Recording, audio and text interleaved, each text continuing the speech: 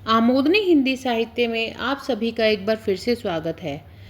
हमने अभी तक आपसे देवरानी जेठानी की कहानी, जो नेट पाठ्यक्रम का एक चयनित उपन्यास है, की चर्चा की। यह उपन्यास पंडित गौरी दत्त के द्वारा रचित है और हिंदी का प्रथम उपन्यास कहा जाता है। इसका जो उपदेश है वह क्या है? स्त्री शिक्षा को प्रोत्साहन देना व साथ ही साथ गृहस्थ धर्म निभाने की शिक्षा। आज हम इस वीडियो के माध्यम से आपके सामने इस उपन्यास से जुड़े कुछ प्रमुख डायलॉग या उद्धरण पेश करेंगे, जिससे कि जब नेट की परीक्षा होगी तो आप वहां पर जो क्वेश्चंस हैं वो कॉन्फिडेंटली अटेम्प्ट कर पाएंगे और नेट एग्ज़ाम को क्लियर करने की ओर अग्रसर होंगे। तो चलिए, कुछ प्रमुख उद्धरण जो हमने चूज़ किए हैं बुक से हम आपके सामने प्रस्तुत कर रहे हैं। जैसे देखिए, सो छोटे लाल तो मदरसे में बैठाए गए, दौलत राम लाला के साथ दुकान जाने लगे और सुखदेई मिश्रानी से नागरी पढ़ने लगी। देखिए, सुखदेई इतनी पढ़ी हुई ना थी, परंतु चिट्ठे पत्री तो अच्छी तरह से लिख लिया करे थी। इसने अपनी सब पढ़ी हुई भनेलियों को बुलाया और उनका लिखना पढ़ना अपनी भावज को दिखलाया। लाला सर्व सुख का माल रेल पे लदने जाया करे था। वहाँ के बाबू से इनकी जान पहचान हो गई थी। देखिए, कई उद्धरण हमने ऐसे लिए हैं कि जो उपन्यास है उसकी भाषा भी ऐसी है, तो अगर एग्जाम्स में आए तो आप भाषा को देखकर ही पहचान जाएं। जिस दिन दौलतराम की बहू रोटी करती दाल में पानी डाल देती और कभी नून ज़्यादा कर देती और कभी कभार डालना भूल जाती। गांव की सी मोटी मोटी रोटियां करती, किसी को बहुत सेक देती और कोई कच्ची रह जाती, इसलिए बेचारी देवरानी को दोनों वक्त चूल्हा फूंकना पड़े था। देखिए, देवरानी जेठानी के ऊपर कहानी। जो जेठानी होती है वो अनपढ़ होती है और जो देवरानी होती है वो बहुत पढ़ी लिखी आती है, जिस कारण परिवार में जो जेठानी है वो कलह बनाए रखती है।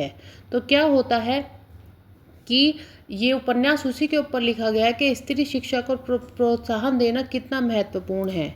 यूँ कहे है तो ये तो कच्ची रोटी करे है, बहन जिस पे आती जैसी आती वैसी करेगी, और मेरी देवरानी बड़ी खोट और चुप चोटी है। देखिए, जेठानी देवरानी की यहाँ पर चुगलियाँ कर रही है, क्योंकि वह अनपढ़ होती है। अपनी सहेलियों से अपनी देवरानी के संबंध में वार्तालाप करती है।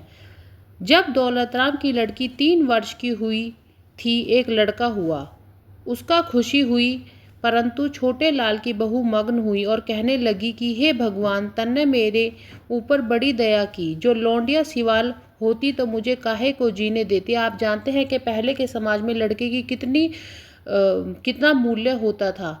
तो जब उसकी जेठानी के लड़का हो जाता है तो देवरानी खुश हो जाती है, वरना वह सोचती थी कि अगर लड़की हो जाती तो मुझे तानों से मार डालती। बाबा दादी ने कहा, यह तुम क्या गजब करे हो। जब सयाना हो जाएगा कौन विवाह सगाई करेगा।